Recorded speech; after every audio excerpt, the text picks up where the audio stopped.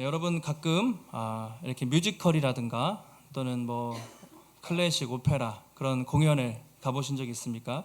이제 저도 뭐 문화생활을 많이 못하니까 갈 기회가 많지는 않은데요. 가끔 라이브로 실제로 어떤 공연을 보거나 했을 때 감동을 받으면 사람들이 이렇게 또 감격하면서 박수를 칩니다. 그리고 어떤 공연이 끝났을 때 정말 더 감동이 되면 사람들이 어떻게 합니까? 환호를 하고 기립해서 막 박수를 칩니다. 가끔 그 TV 오디션 요즘에 그런 프로그램이 많아요. 그래서 심사위원들이 딱 앉아 있고 아주 매의 눈으로 이렇게 보는데 가수가 앞에 나와서 정말 소름 끼칠 정도로 너무나 정말 이렇게 감동적으로 이렇게 하면 자기도 모르게 사람들이 막 일어나서 박수를 치면서 환호를 합니다. 이제 감동이 되는 것이죠. 우리가 부활절이나 특히 이제 성탄절에 이제 큰 교회에 있으면 이제 칸타타를 하죠. 그러면 보통 성탄절이나 이럴 때 앞두고 핸델의 메시아를 오라토리오를 이제 합창할 때가 있습니다. 근데 메시아를 이렇게 공연을 듣다가 보면 중간에 마지막 클라이막스에서 어떻게 합니까? 할렐루야 나오면 사람들이 기립해서 일어나서 같이 환호하면서 이렇게 하는 전통이 있습니다. 그게 왜 있냐면 핸델이 메시아를 작곡을 하고 초연을 할 때쯤 영국에서 그것을 공연하는데 국왕이 보고 있다가 개인적으로 좀 탐탁치 않게 핸델을 생각했다고 합니다. 근데 메시아 공연을 듣다가 클라이막스 할렐루야 막 나오는데 왕이 자기도 모르게 너무나 감탄스러워서 자기도 모르게 일어나서 박수를 쳤다는 것이죠. 왕이 일어나니까 모든 사람들이 다 일어나서 그렇게 공연을 들었습니다. 그때부터 핸델의 메시아, 특별히 이제 합창, 할렐루야 합창이 진행될 때 많은 사람들이 일어나서 또 함께 기립해서 공연을 보고 노래하는 그런 전통이 생겼다고 합니다.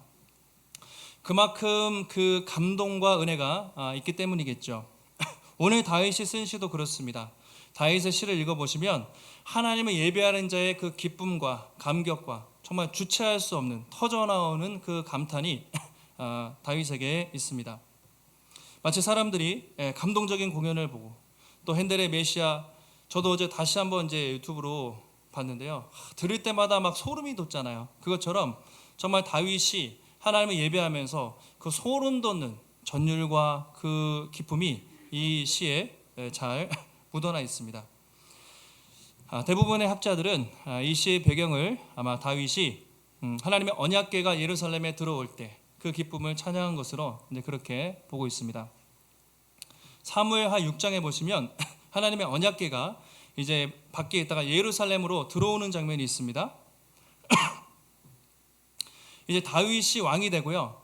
헤브론에 있다가 예루살렘으로 모든 나라들을 정복하고 성전은 나중에 짓고 성벽을 짓고 이제 더 이상 부러울 게 없었어요. 근데 하나님의 언약궤가 예루살렘에 없습니다. 그래서 다윗이 너무나 하나님을 사랑했기 때문에 하나님의 임재의 상징 언약궤가 예루살렘으로 오기를 간절히 바라는 마음으로 저 어딘가에 묻혀있던 그 언약궤를 가지고 옵니다. 근데 처음에 가져오는데 불상사가 일어났죠. 하나님의 언약궤를 수레에 싣고 오는데 소들이 뛰면서 언약궤가 떨어질 뻔했어요. 그래서 웃사라는 사람이 언약궤를 손으로 잡았다가 즉사했습니다. 그것에 죽었습니다. 왜냐하면 하나님의 언약궤는 하나님의 임재의 상징, 너무나 거룩하기 때문에 만지면 죽어요. 아무도 건들 수 없는 거룩하고 영광스러운 것인데 너무 쉽게 손을 댔다가 죽게 됩니다. 다윗이 너무 놀라고 이스라엘 사람들이 놀라서 야, 너무 두렵다 하나님이. 그래서 언약궤를 가져오지 못하고 오베데돔이라는 사람의 집에 보관하게 됩니다. 그렇게 한 3개월 정도 지났는데 소식을 들어보니까 야, 그 오베데돔 그 사람의 언약궤가 보관되어 있는 사람의 집에 너무나 큰 축복과 기쁨들이 있다는 소식을 전해 들은 거예요. 다윗이 야, 우리 다시 한번 잘 준비해서 하나님의 언약궤를 모시자. 그래서 기도하는 마음으로 정말 경건하게 제사장들과 함께 그 언약궤를 다시 예루살렘 성으로 이제 가져오는 장면입니다. 다윗이 그렇게 하나님을 사랑했는데 그 하나님의 언약궤가 드디어 자기 왕국 예루살렘 성으로 이렇게 들어올 때 얼마나 기뻤겠습니까? 다윗의 그 기쁨이 사무엘하 6장 14절 이하에 이렇게 나와 있습니다. 다윗이 여호와 앞에서 힘을 다하여 춤을 추는데 그때 다윗이 베옷을 입었더라.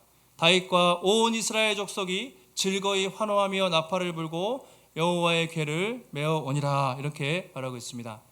힘을 다해서 그 사랑하는 하나님, 그분의 임재의 상징인 언약궤가 드디어 예루살렘에 오는데 다윗이 얼마나 기뻤겠습니까? 춤을 추고 기뻐하면서, 그렇죠? 그리고 이스라엘 온 족속이 막 그렇게 환호했던 것 같아요. 한쪽에서 나팔을 불고 온 나라의 축제가 벌어졌습니다. 다윗이 얼마나 기뻤는지 막 춤을 추다 보니까 어떻게 됐습니까? 속옷이 맨살이 드러났다고 돼 있죠. 속옷이 보일 정도로 그렇게 막 그냥 춤을 춘 거예요. 기뻐 뛰면서. 나중에 그의 아내 하갈이 이제 다윗을 좀 업신여기면서 이렇게 얘기하죠. 아니, 왕이 채통도 없이 체면도 없이 어떻게 그렇게 창피하게 그 맨살을 보이면서 백성들 앞에 춤을 춥니까? 핀잔을 줍니다. 그러자 다윗이 뭐라고 합니까? 내가 하나님을 찬양하는 일이면 나는 사람들에게 어떤 무시와 조롱을 당해도 상관이 없다. 나는 영원히 하나님을 찬양할 것이다. 그렇게 미갈하게 이야기를 합니다. 이게 다윗의 믿음이었습니다. 오늘은 아마 이런 배경 속에 다윗의 그 기쁨과 감사의 마음이 녹아져 있습니다. 그래서 오늘 시를 보실 때 여러분 그런 다윗의 심정으로, 그런 마음으로 오늘 24편을 함께 보시면 좋을 것 같습니다. 자, 첫 번째 이제 도입이 되겠습니다. 1년 첫 번째 연에서 1절과 2절에 온 세상의 창조주 그리고 주인이신 하나님을 찬양하고 있습니다. 자, 1절과 2절 우리 한 목소리로 읽겠습니다. 땅과 거기에 충만한 것과 세계와 그 가운데 사는 자들은 다 여호와의 것이로다. 여호와께서 그 터를 바다 위에 세우시며 강들 위에 건설하셨도다.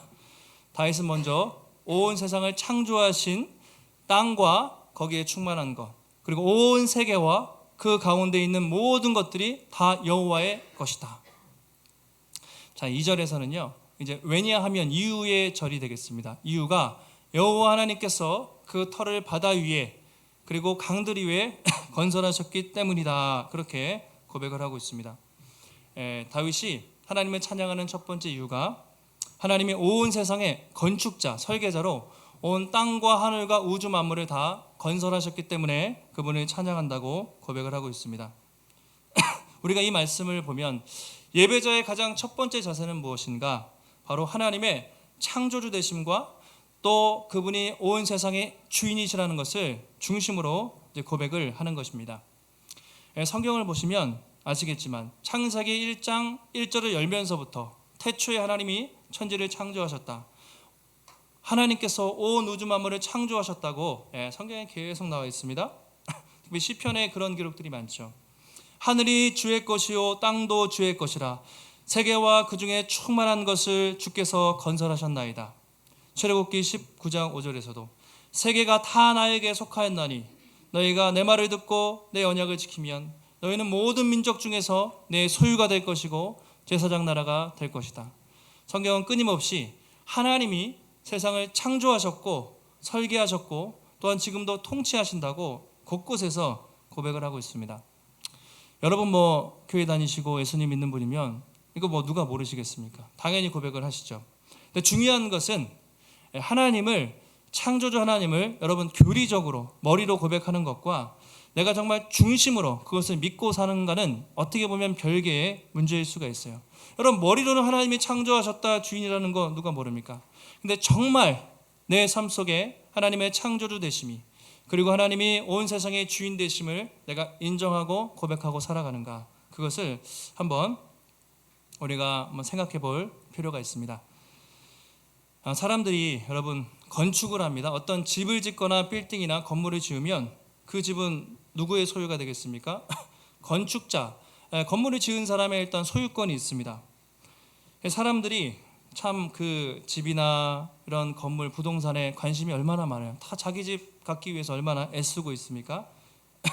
여러분 집을 샀습니다. 또는 집을 건축하면 가장 먼저 뭘 하죠? 사람들이 이게 나의 집이다, 나의 소유다. 소유권을 주장하기 위해서 뭐가 필요합니까? 등기를 하잖아요. 소유권 등기를 합니다. 왜? 이 집은, 이 건물은 나의 소유라는 것을 법적으로 증명하기 위해서 등기를 해요.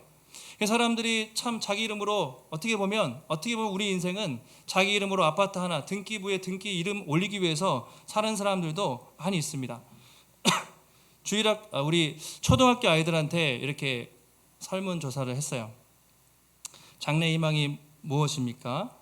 꿈이 무엇입니까? 예전에는 참 어떻게 보면 다 똑같았어요. 의사, 과학자, 또 선생님, 그리고 뭐 변호사, 그렇죠? 조금 꿈이 크면 대통령, 뭐 다 대부분 이렇게 비슷하게 했는데 요즘 애들은 그렇게 얘기 안 합니다. 요즘 애들은 좀 달라요.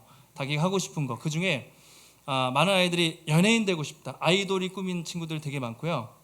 또 건물주가 되고 싶다. 이게 거의 한 2등, 거의 되게 많았다고 해요. 건물주. 왜 애들이 초등학교 때부터 건물주가 되고 싶다고 했을까요? 되게 자본주의적인 우리 대답인데, 조물주 밑에 건물주라고 하잖아요. 그만큼 건물이 있으면 대한민국 상위 1%, 뭐 마치 일 안 해도 편하게 살 것처럼, 내 집, 내 건물 있으면 편하게 살 것처럼. 아이들도 참 안타깝게 건물주가 내 평생 장래 희망이라고 하는 아이들이 상당히 진짜로 많다고 합니다. 그런데 여러분, 오늘 성경은 뭐라고 합니까? 그 모든 세상이, 우리 모든 인간, 우리 인간이 누리는 모든 것, 산과 바다와 또 하늘과, 그리고 우리가 마시는 물과 공기와 바람과, 그리고 여러분이 살고 있는 집, 그리고 여러분의 자동차, 우리의 시간과 건강과, 이 모든 소유가 다 누구의 것이라고 말합니까? 하나님의 것이다. 여러분 혹시 여러분의 이름으로 월세시든 전세시든 자기 이름으로 집이 있든 다 여러분의 게 아닙니다. 하나님의 것이라고 말하고 있습니다. 그러니까 우리는요, 하나님의 것을 빌려 쓰고 사는 것이에요. 내게 세상에 없습니다. 여러분의 몸을 생각해 보십시오. 내 몸, 여러분의 것입니까? 여러분의 것이면 여러분 마음대로 컨트롤이 돼야 되죠. 근데 왜 아픕니까? 여러분 몸 아픈 거 여러분 치료할 수 있습니까? 여러분의 몸도 여러분의 것이 아닙니다. 하나님이 주셨기 때문에 우리는 관리하는 거예요. 집도 마찬가지고, 어떤 직장도, 심지어 자녀도, 나의 시간과 건강과 이 모든 것이 다 하나님의 것이고요. 우리는 건물주가 아니라 우리는 청지기라는 것이죠. 어차피 우리는 이 땅에 살면서 하나님이 맡기신 나의 시간과 건강과 물질, 또는 나의 자녀, 심지어 나의 집, 내게 주신 모든 것을 빌려 쓰는 것이고 청지기일 뿐이지, 모든 소유권은 다 누구에게 있다? 하나님께 있다라고 말하고 있습니다. 근데 사람은 다 내 것이라고 착각하고 살죠. 다윗은 세상에 부러울 것이 없는 왕이었어요. 다 내 것이라고 해도 할 말이 없었어요. 왕이잖아요. 그 당시에 이스라엘의 최고의 왕이었기 때문에 모든 부와 권력을 다 가지고 있었는데, 그런 다윗이 자기 것이 하나도 없고 다 하나님의 것이라고 그렇게 고백을 하고 있습니다. 그래서 여러분, 우리가 예배 드릴 때 우리도 가장 중요한 것은요, 하나님께서 온 우주 만물을 창조하셨다 뿐만 아니라 내 몸과 나의 모든 것, 세상의 모든 것들은 다 하나님의 소유시다. 그리고 하나님이 주인이시다. 이것을 인정하는 사람이 하나님을 예배할 수가 있습니다. 여러분, 하나님이 세상에 우주 만물을 창조하시고 우리의 가정과 나의 모든 삶과 내 인생의 참된 주인이심을 여러분 고백하십니까? 여러분의 집도, 여러분의 자녀도, 여러분이 가진 모든 것도 내게 아니라 하나님이 맡기신 것이죠. 그래서 우리가 그런 마음으로 예배를 드리면 이 하나님이 정말 얼마나 크고 위대하신가. 다윗은 그 하나님을 바라보면서 이제 예배의 자리로 들어가고 있습니다. 자, 이제 3절부터는 이제 예배자의 자격에 대해서 말하고 있어요. 거룩한 산에 올라가 하나님을 예배할 수 있는 사람이 누구인가 점점 진행이 되고 있죠. 여호와의 산에 오를 자 누구며 그 거룩한 곳에 설 자가 과연 누구인가? 과연 누가 그 거룩하신 하나님 앞에 설 수가 있는가? 여호와의 산, 거룩한 곳은요, 1차적으로는 예루살렘 성을 말하겠죠. 시온산이라고 표현합니다. 다윗이 있었던, 거기에 나중에 다윗의 아들 솔로몬이 성전을 짓잖아요. 지금은 아직 성소입니다. 성막에서 하겠지만, 그 하나님 앞에 설 수 있는 자가 과연 누구인가 하면서 예배자의 자격에 대해서 말하고 있습니다. 4절 우리 같이 한번 한 목소리로 읽겠습니다. 곧 손이 깨끗하며 마음이 청결하며 뜻을 허탄한 데에 두지 아니하며 거짓 맹세하지 아니하는 자로다. 하나님 앞에 설 수 있는 자, 하나님 앞에 설 때는 어떤 마음으로 해요? 손이 깨끗하며. 이것은 우리의 손을 말하는 게 아니라 우리 행실을 말합니다. 우리의 행동과 우리의 모든 삶이 누가 봐도 깨끗해야 된다는 것이죠. 두 번째, 마음이 청결하고 뜻을 허탄한 데 두지 않는다.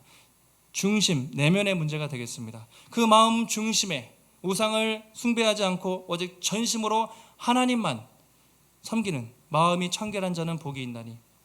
마음이 청결한 자. 그리고 세 번째가 거짓 맹세하지 않는 자. 이것은 하나님 앞에 뿐만 아니라 다른 사람들 앞에 거짓말하지 않고 정직한 사람을 말하고 있습니다. 그만큼 여기서 나오는 표현들은요, 1차적으로 하나님의 말씀에 온전히 순종하는, 율법에 순종하는 사람들을 말하고 있습니다. 다시 말하면 겉으로 드러나는 외부적인 행동뿐 아니라 그 마음 중심 가운데 중심을 보신 하나님 앞에서 그 마음이 순수하고 정결한 사람만이 주님 앞에 설 수 있다고 다윗이 말을 하는 것이죠. 그래서 여러분, 오늘도 이렇게 나오실 때, 그리고 특별히 우리가 항상 예배 드릴 때 참회의 기도를 하잖아요. 왜 기도를 하겠습니까? 하나님 우리의 손으로 한 행위, 일주일 동안 여러분이 어떻게 살았는지 다 기억하고 계세요. 그리고 우리 지금 이 순간에도 여러분이 어떤 마음으로 예배를 드리는지 여러분의 중심을 한 사람 한 사람 보고 계세요. 그 하나님 앞에 우리가 어떻게 부끄러운 자들이 설 수 있겠습니까? 회개하는 것이죠. 주님, 우리의 모든 행동을 보시고 중심을 보시는 하나님 앞에 내가 참 부족한 마음으로 섰습니다. 그러나 내가 하나님의 은혜를 사모하며 나아갑니다. 하나님, 나의 예배를 받아주십시오. 그런 마음으로 우리가 겸손하게 이제 회개하며 나아가는 것이죠. 자, 그런 사람들이 받는 복이 있습니다. 어떤 복인가? 5절에 보시면 그는 여호와께 복을 받고 구원의 하나님께 의를 얻으리니. 하나님께 복을 받습니다. 자, 히브리 성경을 보실 때는요, 가장 기본적인 문법이 평행법이라고 하는데 이제 같이 대꾸가 있는 거예요. 그래서 여호와께 복을 받고 그리고 하나님께 의를 얻는다. 이게 동일한 의미를 이렇게 다르게 표현한 것입니다. 그러니까 예배를 드리면서 성도들이 받을 수 있는 가장 큰 복은 무엇인가? 다시 말하면 그것은 하나님께 의롭다 하심을 얻는 것, 그것이 가장 큰 복이라고 다윗이 표현하고 있습니다. 의하면 째다카라고 하는데요, 중요한 것이죠. 죄된 인간이 하나님 앞에 죄 없다 하심을 선언받는 거예요. 그래서 무죄, 우리는 죄인이지만 하나님이 너는 무죄야, 100% 깨끗하다고 선언해 주시는 것이 의롭다 하심을 받는 것입니다. 이 의롭다 하심을 못 받으면 죽습니다. 왜냐하면 거룩하신 하나님 앞이기 때문에 설 수가 없어요. 의롭다 하심을 받는 자만이 예배를 드릴 수 있는데, 오늘 하나님이 예배 드리면서 누릴 수 있는 가장 큰 복이 너희는 하나님 앞에서 내 앞에서 거룩한 자야 라는 그 소리를 인정을 받는다는 것이죠. 신약적으로 말하면 칭의라고 말할 수 있습니다. 우리는 죄인이지만 예수 그리스도의 보혈로 인해서 값없이 의롭다 하심을 받은 그 은혜, 이것이 가장 큰 축복이라는 것이죠. 여러분, 많은 분들이 예배 나올 때 복 받길 원하시고 또 은혜 받기를 원하는 마음으로 오십니다. 하나님은 우리에게 복 주시기 원하는 분이십니다. 여러분, 오늘 오실 때 오늘은 어떤 은혜를 받아야지, 어떤 복을 받아야지, 어떤 마음으로 혹시 오셨습니까? 하나님은 우리에게 정말 복 주시기 원하는데, 예배를 통해서 많은 사람들이 가끔 우리가 물질적인 어떤 세상적인 눈에 보이는 그런 복도 주세요. 하나님이 필요하면 주시겠죠. 그러나 모든 사람들에게 동일하게 성경이 말하는 하나님의 백성이 받을 수 있는 가장 큰 복 중의 복은 무엇인가? 바로 하나님 앞에 의롭다 하심을 받는 그 복이라는 것이죠. 그래서 우리는 하나님 앞에 설 수 없지만 예수 그리스도의 값진 보혈 때문에 값없이 의롭다 하심을 받았다. 이 은혜가 성도들이 누릴 수 있는 가장 큰 복이라는 것입니다. 그래서 로마서에서 바울이 이제 아브라함의 이야기하면서, 로마서의 핵심은 우리가 의롭다 하심을 받았는데 값없이 의롭다 하심을 받았다. 그 이야기가 가장 핵심입니다. 자, 많은 사람들이 아브라함이 자기 행위로 의롭다 하심을 받았다고 생각을 했습니다. 근데 바울이 그렇지 않다는 것이죠. 아브라함, 믿음의 조상이었던 아브라함도 아브라함의 행위가 아니라 믿음으로 의롭다 하심을 받았다. 만약에 아브라함이 자기 행위로 그렇게 의롭다 하심을 받았으면 자랑할 것이 있었겠지만, 아브라함도 믿음으로 받았기 때문에 그 누구도 하나님 앞에 자랑할 것이 없다고 로마서 4장에서 말하고 있습니다. 그러면서 다윗이 이런 고백을 합니다. 다윗의 고백을 인용해서 로마서 4장 6절에서 7절에 보시면, 일한 것이 없이 하나님께 의로 여기심을 받는 사람의 복에 대하여 다윗이 말한 바, 불법이 사함을 받고 죄가 가리어짐을 받는 사람들은 복이 있고, 다음이요, 주께서 그 죄를 인정하지 아니하실 사람은 복이 있다 함과 같으니라. 다윗이 어떤 복을 가장 기뻐했냐면, 정말 나 같은 죄인을 값없이, 일한 것이 없잖아요. 만약에 일을 해서 돈을 받으면 그것은 보수, 삭시라고 합니다. 근데 일을 안 했는데 돈을 받으면 은혜라고 합니다. 나도 다윗도 내가 죄사함을 위해서 아무것도 한 것이 없는데 값없이 의롭게 해주신 그 은혜가 너무 감사해서 그 복을 고백을 하는 것이죠. 여러분, 오늘도 우리가 하나님 앞에 섰습니다. 거룩하신 하나님 앞에 섰는데 여러분 자격이 있습니까? 제가 자격이 있습니까? 여러분이 구원받기 위해서, 또 하나님 앞에 의롭다 칭함을 받기 위해서 여러분이 제가 한 일이 무엇이 있습니까? 아무것도 없죠.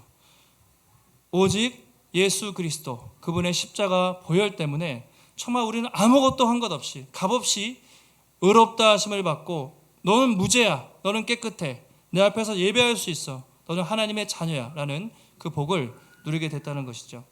그래서 우리가 예배를 드릴 때마다 그것을 기억하는 것입니다. 다른 복이 아니라, 정말 영원한 복이잖아요. 세상의 일시적인 복이 아니라, 잠깐 있다 사라질 복이 아니라 영원토록 하나님 앞에 설 수 있고 영원히 하나님 앞에 예배할 수 있는 그 가장 큰 축복을 내가 받았다는 것을 늘 기뻐하면서 예배를 해야 한다는 것이죠. 오늘 다윗이 그것을 고백하면서 주님 앞에 나가고 있습니다. 자, 이제 7절과 8절을 보시면 이제 클라이막스입니다. 영광의 왕 되신 만군의 여호와 하나님을 찬양합니다. 마치 핸델의 메시아에서 할렐루야 막 나오면 막 나오는 것처럼 다윗이 여기서부터는 주체할 수 없어요. 너무 기쁨으로 하나님을 선포하면서 나아가고 있습니다. 우리 7절과 8절 같이 한번 한 목소리로 읽겠습니다. 문들아 너희 머리를 들지어다. 영원한 문들아 들릴지어다. 영광의 왕이 들어가시리로다. 영광의 왕이 누구시냐? 강하고 능한 여호와시오, 전쟁에 능한 여호와시로다. 아멘. 여기서 문들아 머리를 들어라, 이 문은요 1차적으로 예루살렘의 성문을 활짝 열어라, 그리고 성소와 지성소의 문을 활짝 열어라, 온 세상의 왕 되신 하나님이 들어가신다, 하나님을 기쁨으로 맞으라는 것이죠. 온 세상의 왕이 이 초라한 예루살렘의 성소에 오시는데 모든 문을 활짝 열고 그 분을 영접하라, 그렇게 선포하고 있습니다. 예전에 우리나라도 왕이 있잖아요. 왕이 지나가면 어떻게 합니까? 왕이 지나가는데 길을 막으면 어떻게 돼요? 뭐 죽거나 엄청 두드러 맞겠죠. 왕의 길은 다 피해야 돼요. 그래서 왕이 행차하면 주상전하 납시오 하면은 다 길을 비키고 엎드려야 됩니다. 왕이 지나가는데 누가 막겠습니까? 만약에 지금도 여기 대통령이 여기 오신다고 생각을 해보세요. 이곳에 대통령이 오면, 저도 옛날에 이제 경호 대통령 경호를 해봤는데, 그러면 수많은 경호원들과 길을 막으면 다 그냥 안 돼요. 다 길을 뚫고 그냥 대통령이 지나가면 모든 길을 다 뚫어놔야 됩니다. 그만큼 이 세상의 왕도, 세상의 지도자도 지나가는 길을 누구도 막을 수 없는데, 하물며 온 세상의 왕 중에 왕이신 하나님이 오시는데 모든 성문을 활짝 열고 모두가 무릎 꿇고 모두가 하나님을 경배하라, 다윗이 그렇게 선포를 하고 있습니다. 영광의 왕이 누구시냐? 그분은 강하고 능하신 분이고 전쟁에 능하신 하나님이시다. 9절에도 반복을 합니다. 한 번으로는 주체할 수가 없어요. 문들아 머리를 들어라. 영광의 문들아 들릴지어다. 영광의 왕이 오신다. 10절에는 뭐라고 합니까? 영광의 왕이 누구시냐? 만군의 여호와, 곧 영광의 왕이 들어오신다라고 다윗이 선포하면서 고백하고 있습니다. 처음에는 전쟁에 능하신 분, 날마다 내가 전쟁하고 싸우고 힘들 때마다 전쟁에서 승리케 하신 그 하나님, 그리고 만군의 온 세상을 통치하시는 그분이 이곳에 오시니 우리가 함께 그분을 예배하자고 다윗이 그렇게 초청을 하고 있습니다. 열왕기하 상 8장에 보시면요, 드디어 다윗이 그렇게 성전을 짓고 싶어 했어요. 근데 하나님이 너는 피를 많이 묻혀서 안 돼. 네 아들 다윗 솔로몬이 지을 거야. 그래서 다윗이 예루살렘 성만 지어놓고 성전 건축은 아들에게 맡깁니다. 근데 죽기 전에 하나님 너무 사랑했기 때문에 수많은 재물들과 건축 재료들을 다 모아놓고 솔로몬이 드디어 성전 건축을 수십 년 동안 해서 수많은 사람들의 노력과 또 헌신으로 말미암아 드디어 최초의 성전이 건축되는 장면이 열왕기상 8장에 있습니다. 솔로몬이 감격에 겨워 기도를 드리죠. 그 아름다운 성전에서 그때 언약궤가 성전에 들어왔습니다. 그때 뭐라고 되어 있냐면 하나님의 임재하심이 너무나 강력해서 온 성전에 하나님의 구름이 빽빽하게 가득 찼습니다. 제사장들이 서 있지 못할 정도로 그분의 임재와 영광이 성전에 가득해서 그들이 그곳에서 하나님을 예배하며 찬양했던 그 영광스러운 기록이 열왕기상 8장에 있습니다. 솔로몬이 너무나 감격스러워서 하나님께 이렇게 기도합니다. 하나님이 참으로 땅에 거하시리이까 하늘과 하늘의 하늘이라도 주님을 용납하지 못하겠거든 하물며 내가 건축한 이 성읍이겠습니까? 물론 인간적으로 볼 때 솔로몬 성전이 화려했습니다. 그러나 온 세상의 왕이신 하나님이 그 초라한 성전에 왜 오시겠습니까? 그런데 솔로몬이 그 하늘의 하늘도 용납하지 못하는 그 하나님께서 이 성전에 임재해 주신 것이 얼마나 감사한지, 그래서 여호와 하나님, 내가 주님께 기도합니다. 오늘 이 종이 주 앞에서 부르짖는 기도와 간구를 들어주시옵소서 하면서 솔로몬이 왕의 기도, 중보기도를 길게 하는 장면이 열왕기상 8장에 있습니다. 그만큼 하나님의 그 임재하심과 하나님의 영광을 다윗과 솔로몬은 경험을 했던 것이죠. 여러분, 오늘도 우리가 예배를 드리는데 여러분 어떤 마음으로 오셨습니까? 여러분 참 놀랍지 않습니까? 온 세상에 그 창조주, 통치자 되신 하나님이 우리가 뭐 대통령이나 세상에 웬만한 높은 사람을 만나주지도 않아요. 우리 만나기도 힘듭니다. 그런데 그 왕 대신 온 세상의 통치자이신 하나님이 이곳에 오셔서 우리 예배를 받아주신다. 우리가 뭐라고? 하나님은 왜 이곳에 오시겠습니까?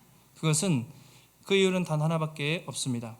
그분이 우리를 너무나 사랑하시고 그분이 우리와 교제하기를 너무 기뻐하시기 때문에 스바냐 3장에서 나오는 것처럼 그분이 마치 우리가 아이들을 보면 기뻐 뛰며 어쩔 줄 모르는 것처럼 그가 너로 인하여 기쁨을 이기지 못하시고 우리같이 부족한 자들이 예배할 때 하나님 마치 손주를 보는 것처럼 어린아이를 보는 것처럼 너무나 기뻐서 이 자리에 함께 하시고 예배를 통해 영광 받으신다라고 성경이 말하고 있습니다.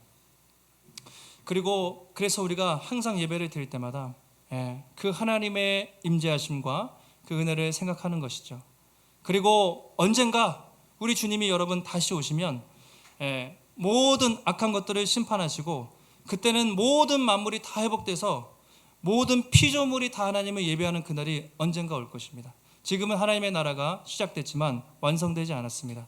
세상의 곳곳에서 교회에서 예배를 드리고 있지만 마지막 다시 오실 때 왕의 귀환, 두 번째 오실 때는 모든 악이 심판을 받고 남은 자들은 온 세계 모든 민족과 피조물조차 하나님을 영원히 예배하는 그 완전한 승리의 그날이 반드시 올 것이라고 성경이 말하고 있습니다.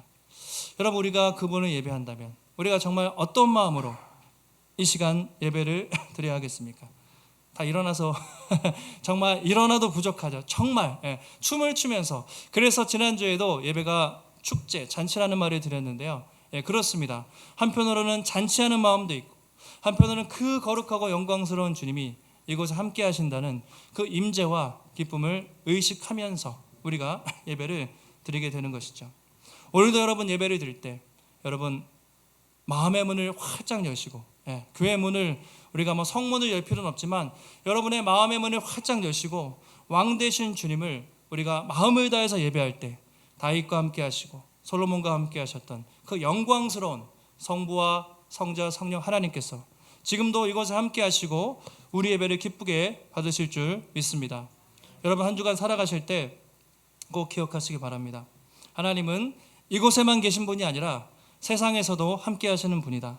다윗이 전쟁에 능하신 하나님이라고 했잖아요. 다윗은 예배 공간에만 하나님이 갇혀 있는 것이 아니라 내가 전쟁하고 칼을 쓰고 세상과 맞서 싸울 때 그 삶의 현장에서 함께 하시는 분이십니다. 여러분 내일도 세상 나가시면 얼마나 힘드시겠어요. 교회에서 예배만 드리면 편하지만 내일부터 전쟁이 시작됩니다. 직장에서, 학교에서, 가정에서 얼마나 치열한 전쟁이 벌어지고 있습니까? 여러분 그때 하나님은 여기서 끝이야가 아니라 세상 밖에서 여러분이 믿음으로 살려고 몸부림칠 때 전쟁에 능하신 하나님, 강하고 힘 있는 그분이 반드시 함께 하실 줄 믿습니다. 그 믿음 가지고 오늘도 기쁨으로 예배하시고 또 세상에서 전쟁에 능하신 하나님, 또 전능하신 그 하나님 의지하며 또 승리의 삶을 사시기를 예수님의 이름으로 축복합니다.